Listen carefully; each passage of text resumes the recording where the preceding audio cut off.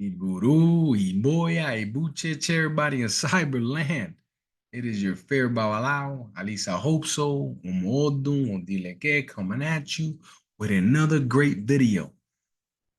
In this one, to include many to come, I'm going to dedicate to Maile. Why? Because they mentioned something to me when I was asking for suggestions on videos, and they said, hey, why don't you stick to 1 day a week where you do patakis? And then they even coined a term of Pataki Tuesdays.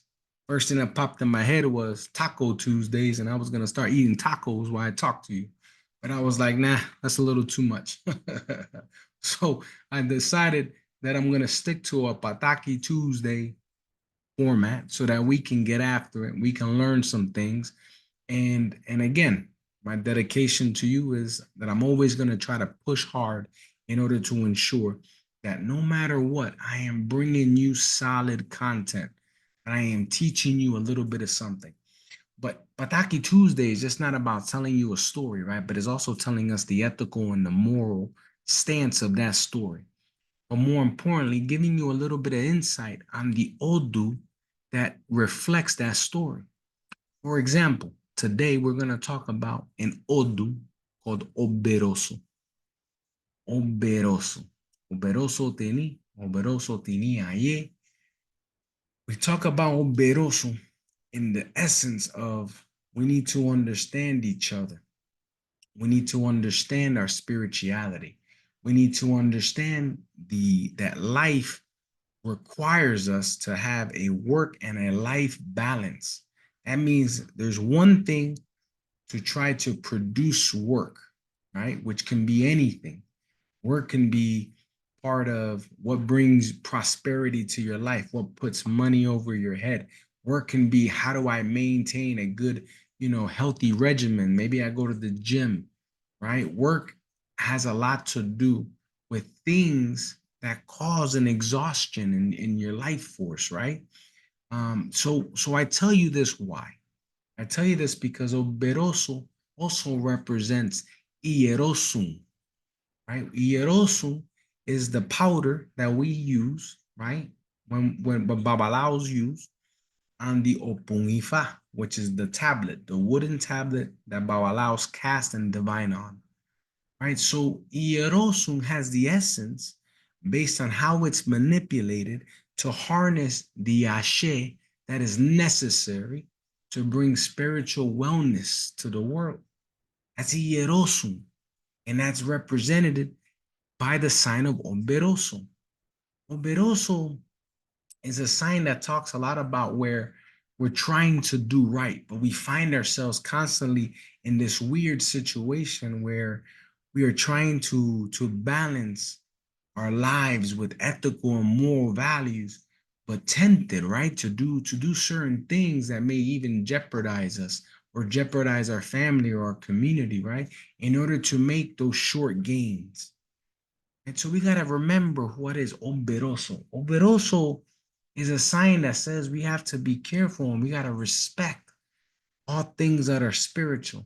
We got to specifically try our best to be truthful in all our endeavors, right?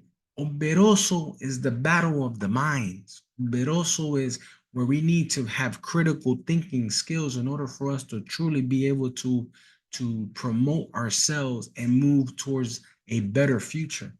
Ogbe Roso is very reflective to where we live today, right? If you look at what is going on around the world, you had a possible assassination of a running, elective office, right? When we talk about what was that assassination attempt for someone trying to run for president, we talk about a lot of aspects of, where we have a president who's decided not to run, right? Because feels he's not ready.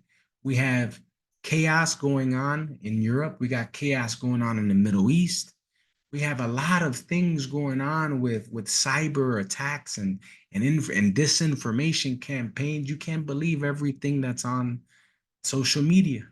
You should even question me from time to time because there's a lot of deceit.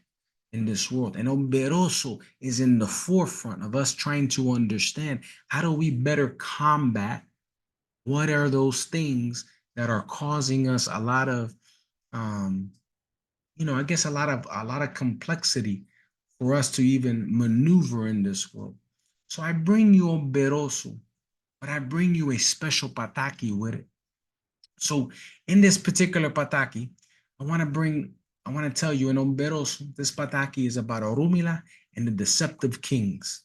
And we're going to go over that. So let's dig right into this Pataki. In this Pataki, there was a time when the earth was plagued by dishonesty and deceit. Several kings conspired to deceive their people and amass wealth. They made a pact to cover up their misdeeds and continue to exploit their subjects, causing great suffering. The people, desperate, oppressed, they sought out the advice of Orunmila. If you look at today's age, and we'll take a pause on the Pataki, you see where many of our community members, many of our family members, many of even within spiritual circles, we find ourselves going back to Babalawos. We find ourselves looking towards Ifa for consult, because things in the world are just not going as planned. Things in the world are not moving in such an ethical and moral manner.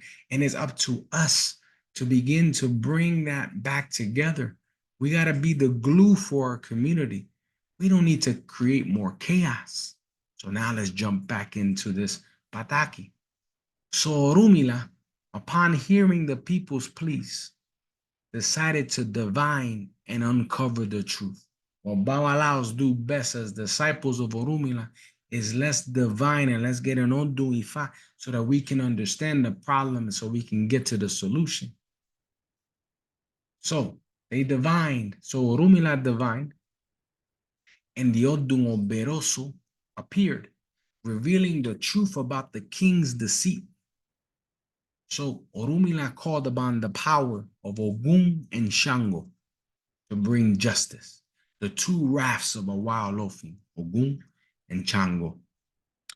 The kings were exposed immediately, because who is going to defeat the two spiritual energies that are Ogun and Shango?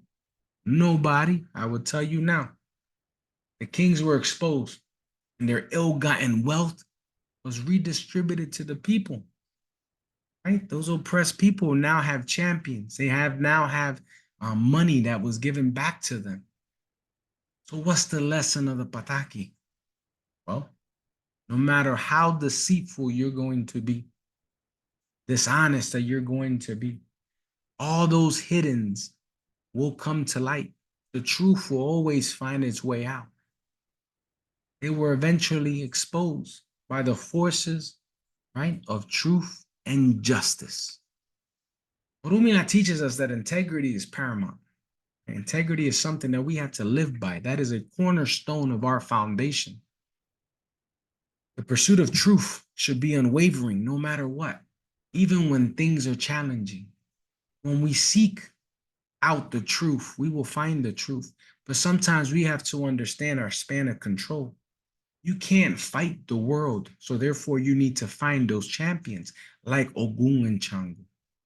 So Ogbe Roso, what does it truly teach us at the end of the day? Well, honesty and transparency, right? They're critical for leadership. But let's talk about leadership. Who can be a leader? Anybody can be a leader. But understand that leader attributes, those characteristics that truly make a great leader, one of those things is followership. We got to be able to follow in order to understand how to lead. We have to understand that we are not the masters of everything, that some people are going to be better at some things than others. So it's going to be our job to learn to follow those strong leaders in those endeavors that we are attacking. Now, maybe you are the leader. Maybe you are that subject matter expert in that field. Now it's the job of everybody else to rally up behind you and allow you to lead them. Nonetheless, leaders must govern, right? And they must govern with integrity, like Ogbe Roso demands. The consequences of deceit are severe, Like we saw in the Pataki, Ogun and Shango came and immediately they cut that down. It led to eventually the downfall and the disgrace, right, of those kings. That's the reason why we need to learn to live by the concepts of Iwapale, be better people so that we can be better leaders and better followers. So I hope this Pataki brought something to you. I hope that you can share, like, subscribe. Hopefully you leave comments. Hopefully you ask for my email address. Understand that you are not alone in this world. Understand that you always are going to have someone on your side. You're always going to have the Orishas. You're always going to have your spirits and your ancestors. You will always find a way. And it's going to be our job, the disciples of Orunmila, the Babalaos, to push that agenda through. So with that said, hope to see comments, hope to see, subscriptions. I hope to see likes, all that good jazz. And with that said, for Pataki Tuesday, and I'm going to try to hold it down for Pataki Tuesday, every Tuesday, Iburu, Iboya, Ibucheche Cyberland, and it was my pleasure.